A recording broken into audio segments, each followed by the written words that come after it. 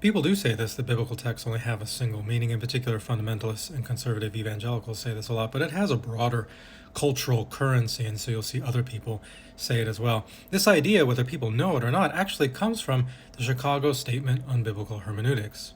For those who don't know, the Chicago Statement on Biblical Hermeneutics is the companion piece to the Chicago Statement on Biblical Inerrancy, two documents composed 50 years ago and signed onto by a couple hundred old white evangelical dudes that really set the tone for how evangelicals approach the Bible and biblical interpretation. And because many of these men published widely and had long teaching careers at universities and seminaries, especially Southern Baptist affiliated seminaries and universities, these ideas spread far and wide. And you'll see here in Article 7 in the Chicago Statement of Biblical Hermeneutics basically exactly what's in this comment, the idea that every biblical text has only a single meaning and then a variety of applications of that single meaning.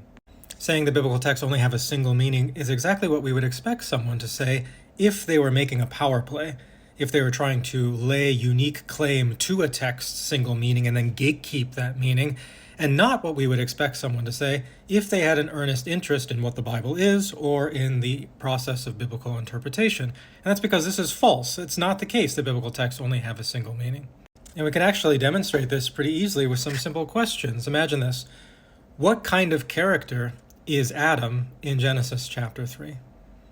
And whatever answer you give to that question, that's going to be part of the meaning of the passage. Probably you can even say the original meaning of the passage to its original audience. What kind of character is Adam in Genesis chapter 3? But then you could also ask the question, well, what kind of character is Eve in Genesis chapter 3? And that produces an independent meaning, also part of the passage, but nevertheless distinct from whatever answer you gave to that first question. What kind of character is God in this passage? What kind of character is the serpent in this passage? What kind of character is the cherubim at the end of the passage? That's 5 questions, all with their own answers, all which are part of the meaning of this passage, but it only gets more complicated from there, because we can also ask, well, what kind of character is Adam socially speaking? What kind of character is Adam existentially speaking, theologically speaking, ideologically speaking in terms of gender, ideologically speaking in terms of class? We can ask about these characters' significance both literarily and linguistically when we compare them to stories from ancient Egypt, or when we compare them to stories in ancient Canaan, or when we compare them to stories in ancient Mesopotamia. And with just a handful of questions and different combinations, we've already produced dozens of different meanings for this one passage.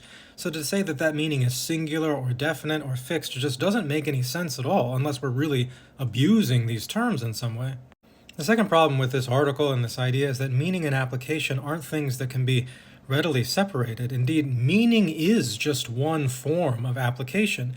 Meaning is what results when we apply interpretive tools at any given time and place. Even the original meaning of a passage is something that we reconstruct through the application of interpretive tools that are available to us at any given time and place. Meaning is just one part of application. Sometimes people make a similar distinction between what a text meant and what a text means today. But again, the same thing is true. What a text meant is part of what a text means today, because it's still part of our discourse about the passage. So this idea that biblical texts only have a single meaning is false. When people claim otherwise, what they're really trying to do is they're trying to draw boundaries around their community, as was the case with the Chicago Statements on Biblical Inerrancy and Hermeneutics. They're saying, this is how we, our group, the in-group, this is how we are going to treat the biblical text, and this is how we, in an idealized sort of way, are going to interpret the biblical text. Neither are really accurate statements about the Bible or biblical interpretation. They're just identitarian statements about how this particular in-group is going to handle itself. And if you are willing to sign on to documents like this or ideas like this, then you can be part of the group.